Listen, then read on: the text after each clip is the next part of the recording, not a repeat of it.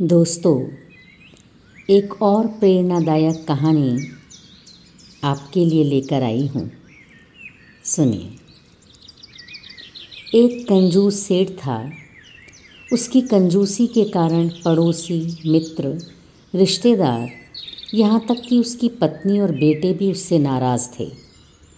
बेटे अपनी माँ को लेकर अलग रहते, अन्य लोग उससे बात तक नहीं करते। सेठ शुरू में तो बड़ा खुश रहा कि चलो अच्छा हुआ, अब बचत ही बचत होगी। लेकिन कुछ ही दिनों बाद वह परेशान हो गया। अकेलेपन के कारण जल्दी ही उसे बीमारी ने घेर लिया। उसने खूब इलाज कराया पर कोई लाभ नहीं हुआ। सेठ की दिनों दिन खराब होती हालत पर एक सज्जन पड़ोसी को दया आ गई। उसने सेठ के पास जाने का निश्चय किया। वो अनाज के दानों से भरा एक थैला सेठ के पास ले गया। बोला, सेठ जी, अगर आपको अपनी खुशियाँ दोबारा चाहिए और सेहत ठीक करनी हो तो रोज़ सुबह आप एक मुट्ठी अनाज अपने आंगन में बिखेर दिया करें। फिर आपको अपने आप पता चल जाएगा कि इसका कितना फ़ायदा है। सेठ ने पड़ोसी का कहना मानकर दूसरे दिन सुबह जैसे ही आंगन में अनाज बिखेरा, कुछ समय बाद ही तरह तरह के पंछी उसके आंगन में उतर आए। सारा आंगन पक्षियों की मधुर चहचहाहट से गूंज उठा। पक्षी बहुत देर तक सेठ के आंगन में इधर से उधर फुदकते रहे। सेठ को बड़ा आनंद आ रहा था। अब तो सेठ का ये रोज़ का क्रम बन गया।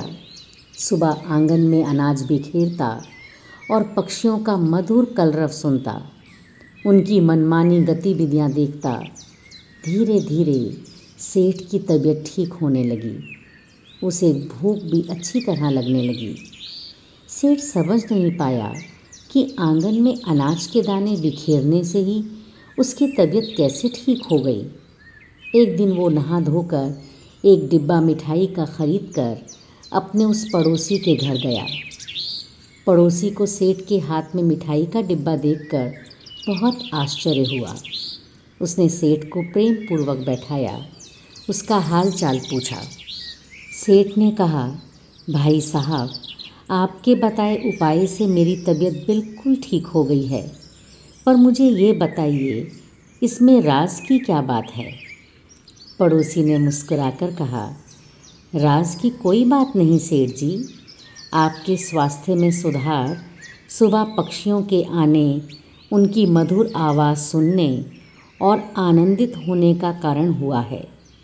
दरअसल आप समाज से दूर होकर अकेलेपन के शिकार हो गए थे और मन ही मन घुटने लगे थे। खुशियाँ बांटने से ही खुशियाँ मिलती हैं। सेठ को अपनी गलती समझ में आ गई। उसने उसी दिन से कंजूसी त्याग दी। पत्नी और बेटों को भी सुधरने का वादा कर बुलवा लिया और आनंद और मस्ती में जीने लगा। वास्तव में स्वस्थ जीवन का आधार आनंद ही है।